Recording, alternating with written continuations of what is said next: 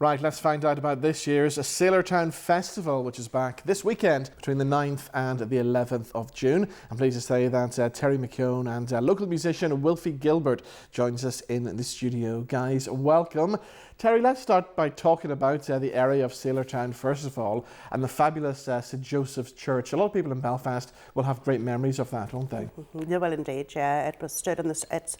It stood on the docks for nearly 150 years now. It's been there.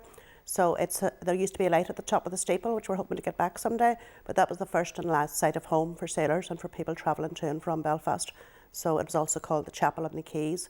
It's now deconsecrated, but it was virtually derelict up until about 2017. And am I right in thinking it was a listed building, so it survived in the area when the M2 was kind of built through the area? The last things left in that area of the original fabric down there, the original buildings, are 4 original houses and the church, okay, and the attached parochial house. So that's all that's left. You still have the old train tracks, those remnants of the past, but it is a listed building, as is the parochial house attached to it.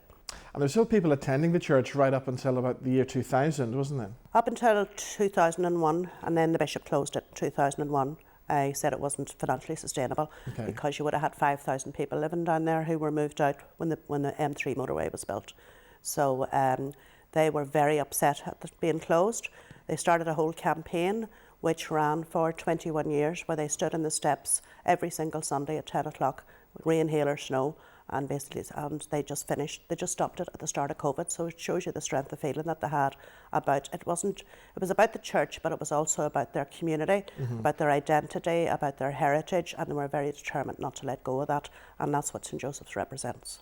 Of course, you're part of the regeneration project. So how did all that come about? Was it difficult to get your hands on the church?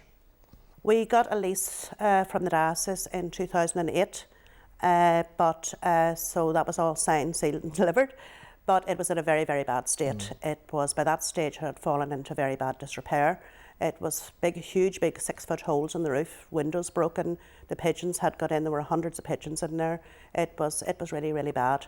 So we thought, well, how can we even begin to use it to open the doors? We ran an Open the Doors campaign, and then we started off with £300 from Newton Credit Union, and we've worked our way up from there. We are still basically looking to find the big funding. Yes, yeah. But essentially, we've done an awful lot of temporary repairs. So we have temporary toilets, temporary heatings, temporary floor, temporary everything. But at least now we can use it. And for us, what's really important is that the local community down there can use it, because Sailortown has been really abandoned it is inner city, it's BT1, but it's really has been abandoned by the neighbourhood planners. So it's been sitting there. People don't realise there's about maybe 800 people living down there. It's part of the harbour estate. It is, everybody talks about, inner city living. We have people living in inner city, but now we have St Joseph's reopened in the middle of it, so it's a really good space for people to use. You're doing a lot of projects connected to the young people of the area as well, aren't you? Yes, it's about the generations that have gone before, but it's also about the generations that are coming up. So we work with Circus School, we work with the NI Opera, we work with all different, we have boxing skills, we have some music classes, we have things like that there which are going, and then at the evenings and weekends we run gigs, which brings us in some income that we can put back into the community again and back into the repairs. The whole boxing thing is very important, because we've had this great history of boxing in Belfast over the years, haven't we? We have, yes, and particularly Sailortown. Sailortown was a very working class area. Dockers could tend to be a bit rough sometimes. So boxing was a huge thing. So one of the really iconic stories is Sonny Liston, World Championship boxer. He came down in 1963.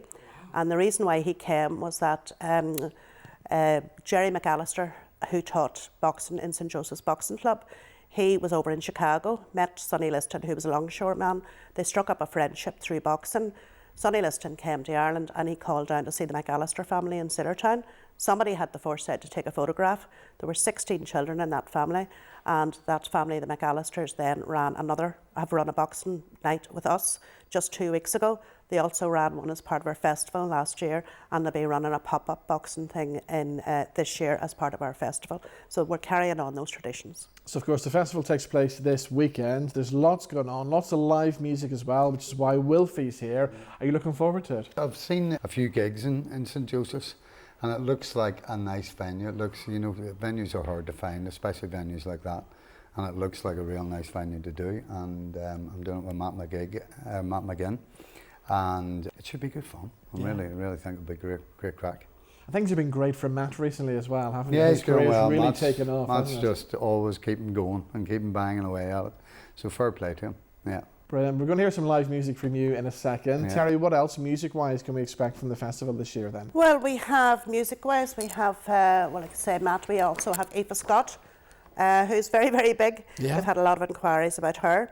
Let me see, on the Saturday, we have outside, we have the Belfast Buskin Band, who are really excellent. Tony Villiers is playing on Friday night, yes, so String Ninjas and Belfast Buskin Band. Ludwig O'Neill, who's a local musician, plays down the market quite a bit in places. And then DBM, David Brown Murray, that association with American Bar. Yeah. Paddy Godfrey's also works in the American Bar and plays in there. So that's on the Friday, and then we'll have music in the street on the Saturday, and then on the Sunday we'll have yourselves, Matt and Aoife, in the church itself, as well as we'll have our local choir, Carja Choir, which is led by our choir mistress, who is Siobhan Brown, which is fantastic. She can teach anybody to sing. They rehearse with us every Tuesday.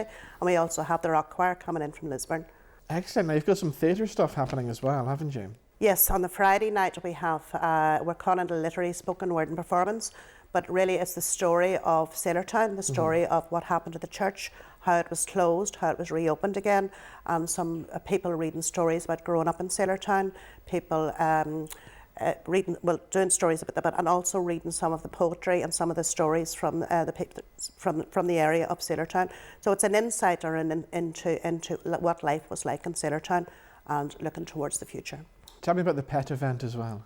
Oh yes, the Franciscans were down in Sailortown for a period of time. They looked after the church before it was closed, and they have an annual blessing of the pets. So there is video footage of it out there, but it's all done in Abcam, and there's photographs as well of a cat called Lucifer, or Satan. Anyway, so we want to continue on those old traditions, but maybe bring them more into the present day. So last year we had it with Crosskennon Animal Sanctuary, who I think are coming back this year. And then people brought their pets down, and then we got a celebrity to dress up as a Franciscan monk, and then he blessed them all for us, and they all got a wee toy. Everybody got a prize. And so it was also a fundraiser for Crosskennon. Yeah. This year, the American Bar, who are pet friendly, are going to sponsor the prizes for us. So. And Johnny Hero, I believe, is going to be blessing the pets. Johnny Hero will be judging the pets, yes. It sounds like a great festival. Can people just turn up? Do they need tickets for these events? Just turn up. There's just three pet-in events, and that is the literary one on Friday night, what is it on Saturday night? The Groove Collective in Taylor Lally, who was Cathedral Quarter artist in residence. Taylor's great. She's played in the church before as part of the Cathedral Quarter, and then the Groove Collective, who are getting really well known in the Belfast scene. That's a paid-in event on the Saturday night, and then on the Sunday night we have Motown Sensations. So those are the only three paid events. Everything else is free. It's because it's funded. We have some funding in from Belfast City Council, from Arts Council NI, and from the Belfast Maritime Trust, who are also putting on the musical performances in the church on Sunday afternoon, so they're free as well. So, and then the Harbour have been very good in helping us out too. Brilliant. Well, the best of luck with the festival. Thank you so much for coming in. Thank you. Wilfie, you're going to perform for us. What are you going to do for us? I'm not exactly sure, but I'll have a look through my book and see what might work. We'll work it out. What about music? Have you got an album or anything out at the moment? Yeah, but I haven't got an album out at the moment. I released a album back a few years back now, and I'd recorded a new album over lockdown, but I kind of I've just released it monthly, and rather than release it as a full album, because during that time we weren't able to do gigs, and you weren't able to promote it, and you weren't able to sell your merch and do stuff like that. So I decided that rather than wait, I would just start releasing a track a month. So I've been doing that from January. So I'm just keeping going, and I kind of said I would do it, so I'm stuck with it now. So I've got another, I think, 4 months to put a track out, but I've lots of other stuff that I've been working on. So hopefully, maybe now that things are reasonably back to normal, we'll get back to doing that again. Okay. Well, we'll hear one of your tracks now, and the best of luck with your gig at the festival as well. Okay, thanks very much, Rob. So here he is performing live in the NVTV studios. Here's Wilfie.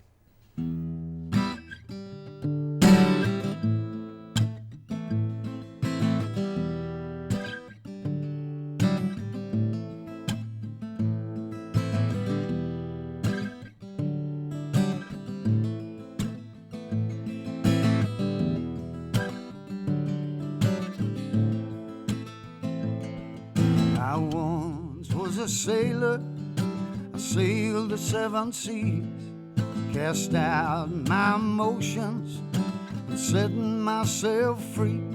And I walked on water, and I laid down in beds. Your ghosts and your demons were all in your head, in your head. I once was a pirate, a foreigner to land. Jumped many a ship, and I killed many a man. And I walked on water, and I laid down in beds. Your sons and your daughters, I laid them to rest, to rest.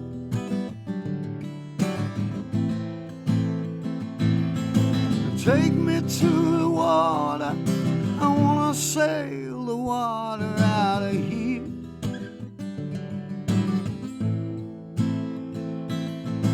Take me to the water, I wanna wash the water over me. I once was a rabbi, holier than most, a God-fearing man of the Son and the Holy Ghost. I walked on water, and I fell to my knees, worship and something that I'd never seen, never seen.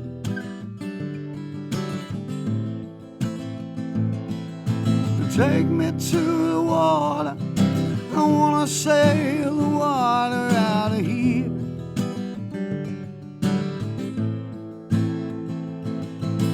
Take me to the water, I wanna wash the water over me.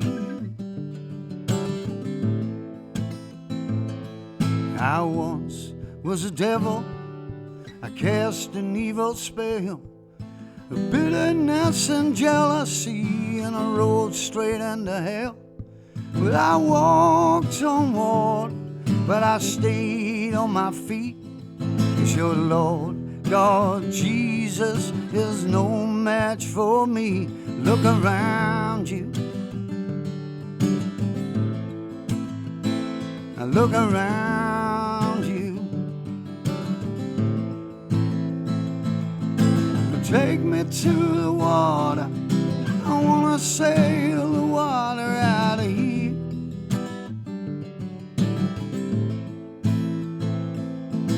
Take me to the water, I wanna wash the water